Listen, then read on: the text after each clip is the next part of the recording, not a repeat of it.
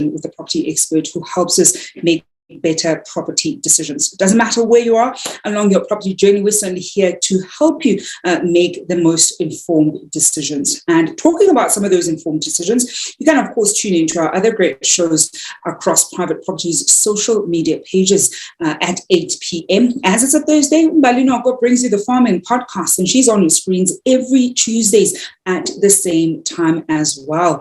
And on Mondays and Fridays, Chad brings you the Home Shoppers Show, where he takes you through incredible properties that you can find on www.privateproperty.co.za. And on Wednesdays, Esty Clarkson brings you the First Time Home Buyer Show, where she's always in conversation with people who've not only walked that first time home buying journey, but have gone on to grow their property portfolios from strength to strength. Now, one of the other great things that you're going to spot on our Facebook page is a great competition that we are currently running. Every single weekday, you have an opportunity to walk away with 500 rands in cash, and all you have to do is to comment on the pinned post on our Facebook page. Tell us some of the great property advice that you have picked up while watching the show. And if we call your name, then you stand a chance of walking away with that 500 rands. Remember, the trick to winning is not only entering as many times as you'd like, but also making sure that you watch us live so that you can claim your prize of the money. And that's some of what you can look forward to right here on the Private Property Podcast with myself, Zamantungwa Kumalo. We will be announcing that lucky winner a bit later. In the meantime, I can see some of the love that we're getting on our Facebook page. Tsulu Semenya sending those green hearts. Pulinanko, Glad, Shrinda, do keep the love coming. This evening, we're going to be talking about some of the, we're going to talk about a topic that I nerd out over quite a lot. We're looking at Proptech solutions for the real estate industry. I'm joined this evening by Gavin, Rossouw and Linden, both from Wealth Migrate, the CEO and the head of product. And this is something that, many of you at home know. Every time we speak about Proptech, and we don't do it often enough, I certainly always get excited. Gentlemen, good evening, and thank you both for joining us on the show this evening. Hi, Zama. It's great to be here. Thanks for having us.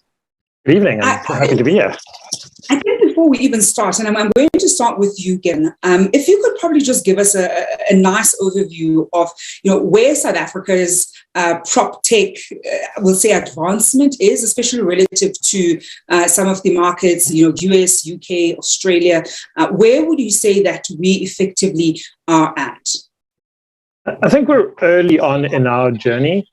We're doing quite well around the investment space. So we're actually doing a lot around the property investment space. Obviously, we do that. So that's the area that I'm quite well versed in. But added onto that, a lot of what you're getting out of some of the international arenas are like so much automation in terms of how you're able to run your property as an investor in an actual physical property, how you can automate your control and running of that, how you're collecting rents, those sorts of things. Like, there's a lot of those solutions out there. I've started seeing a few more pop up here and there. I still think we're early days. There's people with a lot of funding internationally that are further along in their journey. I think generally the South Africans, we've got a spirit of we'll get it done somehow. The Bahoko by crook means. So we tend to catch up almost as an aside. And then I actually want to bring you in, because I love what Gavin has mentioned, that sometimes the perks of not being an early adopter is that you're also able to just learn from what other people in other markets do. And I think that's actually more exciting. I always say, especially even when we talk about this topic, that there's no reason why a bridge being built in South Africa or any part of the continent for that matter should collapse, because bridges have been built all over the world.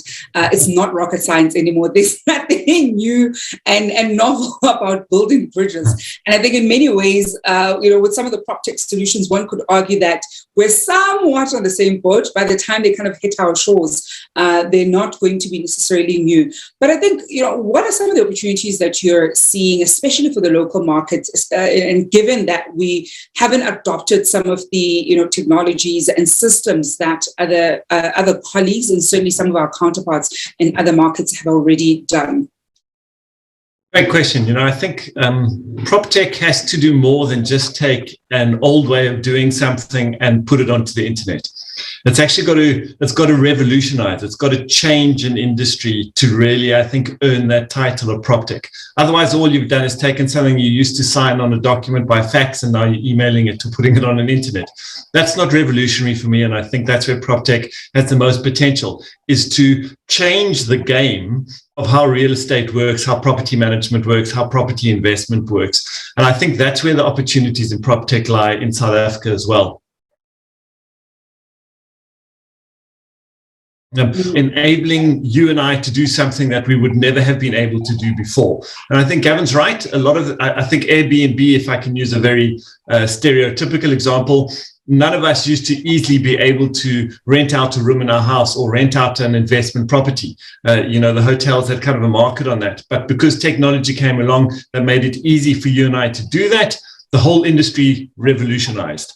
And I think the examples like that very much in the investment space, in the space we play in, but also in, for example, student accommodation, where you can do things that are much quicker, much more efficient, and therefore you can do it at a lower transactional cost. In other words, in areas where the rentals are lower because you're not paying as much away to a manager or for fees or for advertising, because the Proptech has brought that cost down. You're now getting technology coming into these lower income spaces as well. So I think that's the key, is does it revolutionize whatever market it's trying to play in? I'm this evening in conversation with Gavin, Rossouw and Linden Booth from Wealth Migrate, looking at Proptech solutions for the real estate industry. And of course, we'll be taking your questions and comments this evening as we explore some of these. And I want to find out from you at home if there have been any, Proptech solutions that you've seen on the market that you've really enjoyed, and perhaps you've even started using some of them in your own property portfolio, running your property business. What are they? We talk a lot about, systemizing the way that you run your property business. Some people are more hands-on and like trying on these different solutions, and others want to outsource as much as possible and have somebody else who uses those solutions to run their portfolio. No one way is better than the other. I think, if anything, it really does depend on the kind of investor that you are and, how close you want to be to your property portfolio.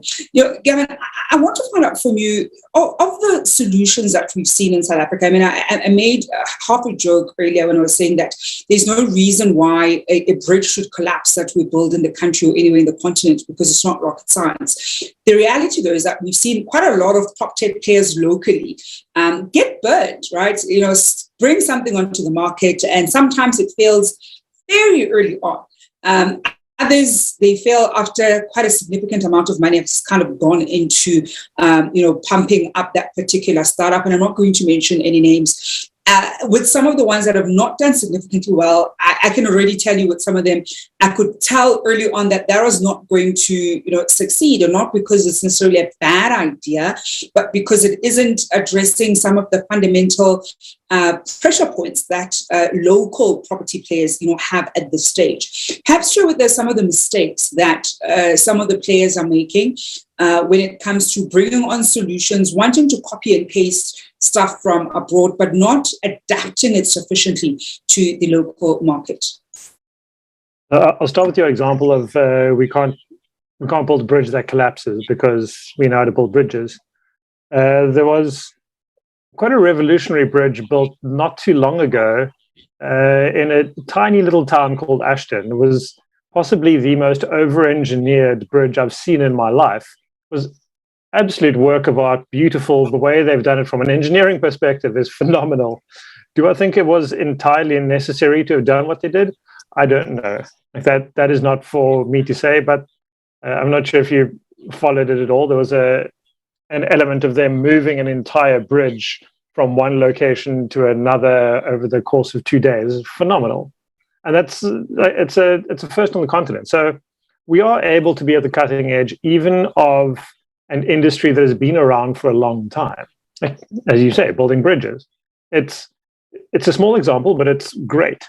In terms of the areas where people are potentially not doing well, we have a particular need. So again, I'll talk from our investment location, our investment space.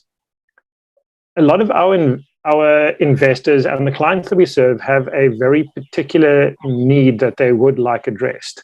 One of those needs is they actually don't want to be too hands-on when you're putting together an investment property. In order to start an investment journey, you want it to be quick, you want it to be easy, you want it to be simple. And I'm sure most of your listeners will be of the opinion that buying an investment property and then managing said investment property yourself is none of those things. So that's actually really hard. And to build tech around that is, I think it's an incredibly difficult thing to do. That I think it takes a lot of funding. It takes a lot of outreach to get a lot of people involved to make sure that it's effective and is actually addressing the needs of the people that need those needs addressed. And it becomes reach. That's why most places aren't going to succeed, is if they're unable to get the required reach. You need to be able to speak to the people where they are, the way they understand, and they need to understand the value of what you're adding. I think the days of build it and they will come, that's gone now.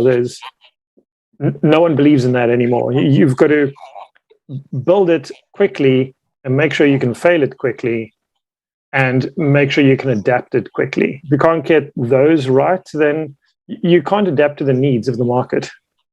So I realized that was a really long answer to a very short question. I apologize. No apology needed at all. Gavin, I like this idea how you've differentiated, and I mean, it boggles my mind that there's still, unfortunately, people who have this type of perception, and not just when it comes to Proptech solutions in general, but also when it comes to the way that they go about developing that build it and they will come. Except we are now at a stage, if you look at Gauteng, for instance, bullish building is costing developers quite a significant amount of money. Building that isn't justified by really solid market analysis that says that this is where you ought to be building, this is how much you should be building, or this is the type of property that you ought to be building. We're seeing a lot of sectional titles being built very bullishly, and we're seeing them, of course, not getting sold.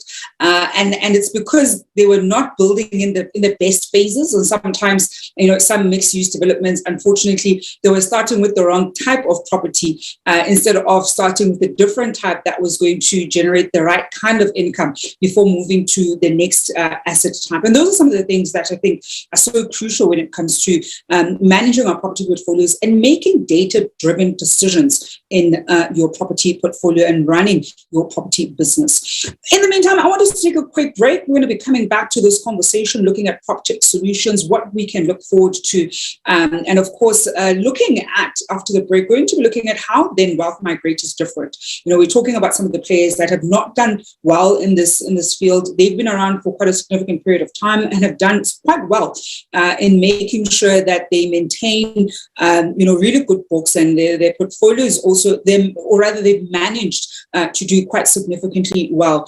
In the meantime, we're going to find out who the lucky winner of the I think it's 500 rand. I think we're back to 500 rands in the money bag this evening is, and if they're watching, they're of course going to be able to walk away with it. And after the break, I'll also read through some of the great posts that we received from you at home. Of course, that is the pinned post on our Facebook page. But in the meantime, let's see who the lucky winner is this evening.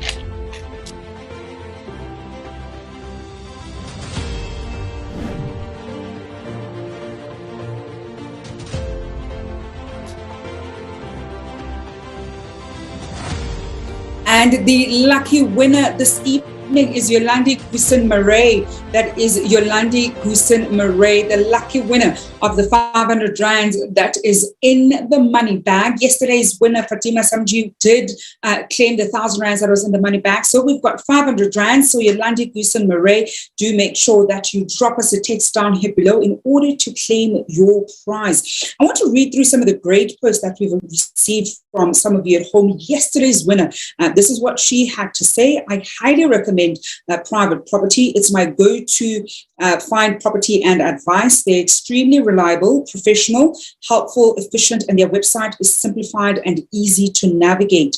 What's more is they have a fabulous team of experts who do a podcast every weeknight at 7 p.m., which is highly informative, inspiring, and gives non-home owners the courage to make the smart moves. I've learned so much, and I notice and I continue to learn because of these live podcasts, which you can ask your questions on the platform.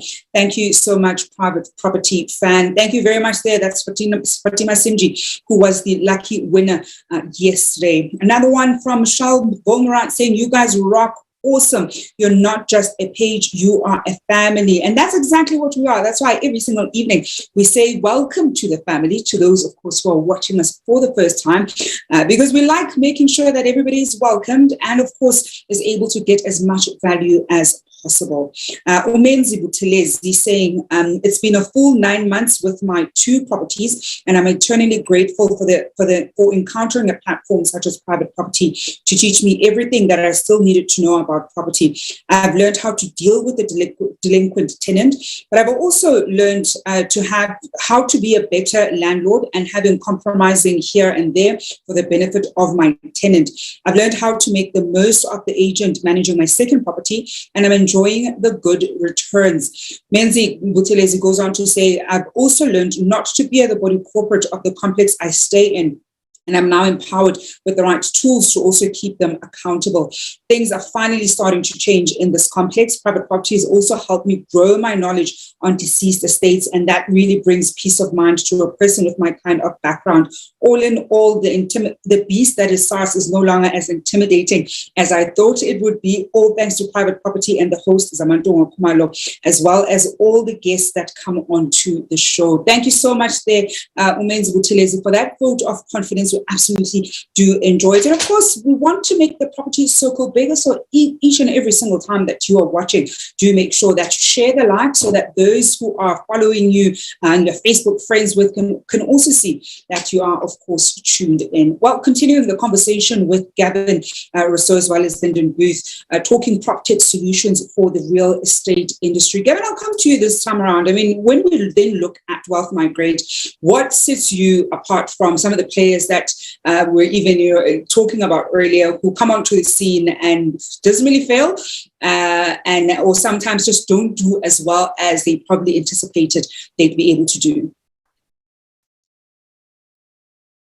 Interesting one, because it's attempting to define our key differentiator is we're allowing anyone, that's our moniker, we want anyone to be able to invest into international real estate.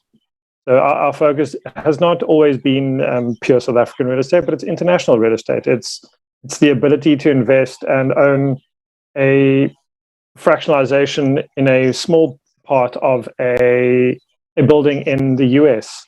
I actually ended up joining this company because I was in New York, looked at a building, it's like, wow, it would be really nice to own some of that. And the price point is, you're starting at a few $100,000 US. Like, wow, that's completely out of the reach.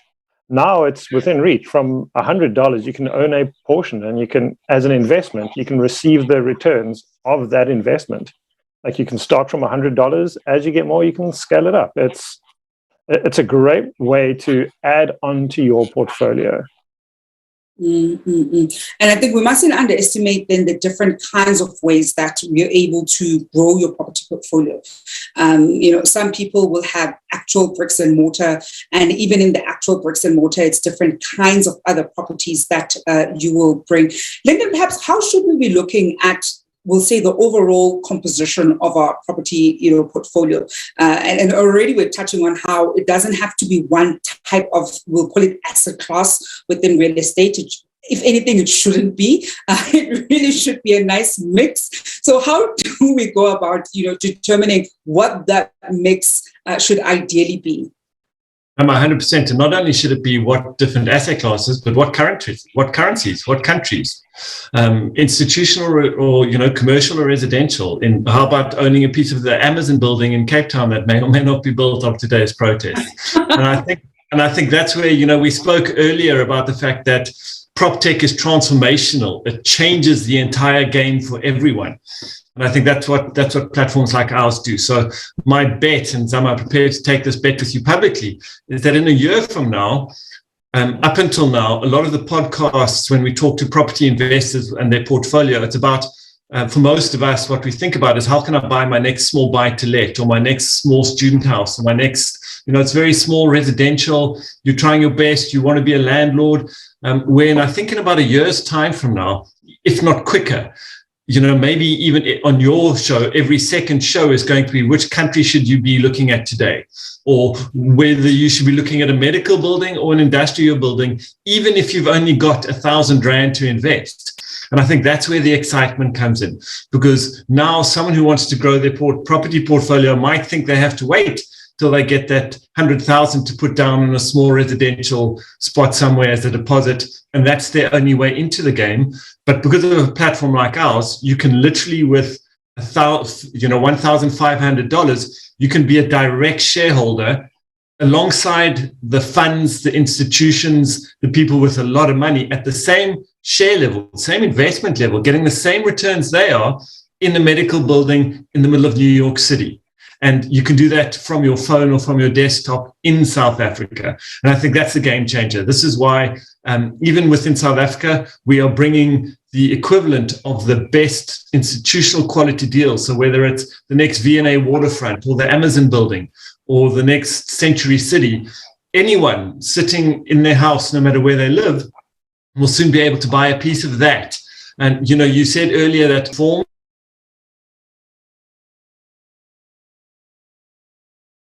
resources go and build the right things at the right time. Now, I would like to piggyback on their work. I don't have to want to try and make a mistake and build the wrong thing in the wrong place. If they've got the expertise and the knowledge how to build the next Century City, I want to be a piece of that, piggybacking on them, but investing at the same level as the Oppenheimers, for example. And that's where our platform and platforms like ours are making a difference. So my prediction is that literally in 6 months to a year from now, the conversation when we are talking about the everyday real estate investor is no longer going to be purely about what app should I use to manage my tenants better, or how can I become a better landlord. It's going to be, should I be going into Amazon in Cape Town or office block in New York? And I think that's where this game becomes exciting, because now, as Gavin said, everyone can start behaving and investing and building a diversified real estate portfolio, actual real estate, physical real estate around the world, and actually at a lot cheaper than your entrance level used to be when you only had one option of buying a small residential. And that's where we're excited. Taking your questions and comments at home on our Facebook page, Prince Jones Butelezi, asks, and I'm going to put a spin on his question. I'm going to give it to Gavin. He asks, any reputable offshore companies to invest in, as there are a lot of scammers out there? The spin I want to put in, because I also don't want us to start naming different companies, but how should we, or how can we spot some of the companies that are scamming? Because as Prince Mazibubu points out, there are quite a lot. I've seen quite a lot kind of spring up, particularly during this COVID period. So in the last 18 months to 2 years, what are some of the ways that we can check if some of these companies are indeed reputable, and whether they're doing offshore investments or even property investments? Because I think a lot of property investment companies that have also come up have been saying that they're going to give people all kinds of crazy returns. We even spoke about this yesterday, and we know that that isn't particularly reputable. So how can we discern and figure out whether a company is indeed credible or not, especially when you're not dealing with the big players? Because with the big guys, you kind of know that they're credible, they've been around for a long period of time, but you're really now dealing with sort of medium tier and perhaps some of the new entrants into the game. Yeah, there's an old adage of specifically on the returns thing, if it's too good to be true, it probably is. So we don't promise crazy returns. We can't. We'd be mad to. We'd be holed up as a scam immediately, which was only too right. So our returns are solid, and we've got a track record, quite a long track record of delivering those.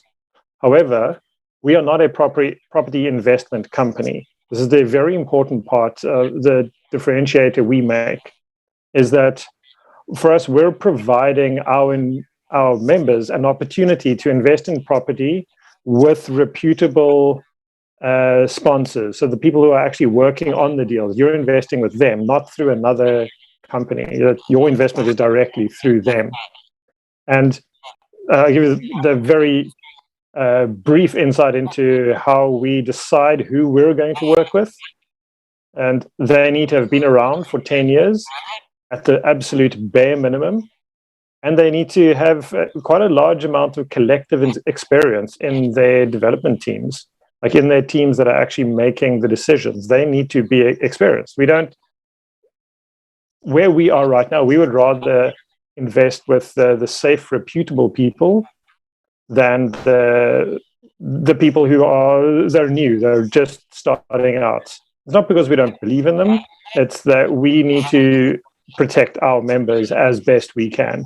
But yeah, I agree. There are a lot of fly-by-nights out there, and it is really hard. The basics are just, if too much is promised, you want to do a hell of a lot more investigation into it. Sorry, Linden, I saw you wanted to add on to that. Yeah, I do. If you don't mind, Zam, I want to jump in. I think there are two very important things. Firstly is if something is financially regulated, you're probably likely to get a much bigger deal, better. It's more trustworthy than if it's operating in an unregulated space. In South Africa, our platform was 100% regulated by the South African Financial Services Regulator, and I think that's really important. The second aspect to that is if I'm going to try and sell you shares in my company and I'm on a listed exchange like the New York Stock Exchange or the South African Stock Exchange, you already know that stock exchange has done an immense amount of work to verify the companies that they're going to allow to list on their stock exchange. Right? And our marketplace is exactly the same. We have a marketplace and an investment committee, and no company is able to bring a deal to our platform unless we have very thoroughly checked them, vetted them, done financial audits, due diligence audits, bad actor audits, track record audits. So by the time a deal arrives on the Wealth Migrate platform, it has been through an extensive process on verification by a lot of very, very qualified people, both within South Africa, but also outside of the country, because we have compliance partners in France, the UK, and the USA. So I think that's key, is go, if like your listener really is wanting to do this, rather use a platform like ours that is firstly regulated by a financial services industry, and secondly, brings you deals that are already vetted by an extremely extensive team. And as we wrap up our conversation, gentlemen, any final tips for our viewers at home when it comes to Proptech solutions for the industry, especially if they want to start using some of them in their own property portfolio? I'll start with yourself, Gavin. Any final tips for viewers at home? Find one that you like, find one whose team you like, and get started with a small amount. Try it out. If nothing else, it doesn't return as well as you like, and you haven't really lost anything. But you have to start in order to do this. You can't spend a lot of time sitting on the sidelines just watching. And yourself, Linden? Yeah, I'm exactly the same. I think whether it's an investment platform like ours or some of the other Proptech platforms or Proptech solutions, is just start. And try, because the world is moving this way very quickly, and it's not a space you want to be left behind in, because in your own portfolio, whether it's because you're managing a few properties, etc., your competitors are going to start using it. It's going to give them a competitive advantage, and you aren't going to be left behind. So embrace Proptech and really go and try and experiment as much as you can. Gentlemen, that's where we're going to leave it at this evening. Linden, Booth, Gavin, Rossouw, thank you so much for joining us on the show. Thanks, Emma. It's been great to be here. And I've heard from the team that unfortunately we have not had the winner claim their prize. So Yolandi Murray did not claim that 500 Rand. So we've got to roll over to 1,000 Rands tomorrow, as we're going to be wrapping up the week's edition of the Private Property Podcast. Well, that's it from myself, Zamantungwa Kumalo. We'll be back on your screens tomorrow evening at 7 p.m. It is a Thursday, so you can catch Umbali Noko on the Farming Podcast at 8 p.m. Until then, hoping you're staying home and staying safe.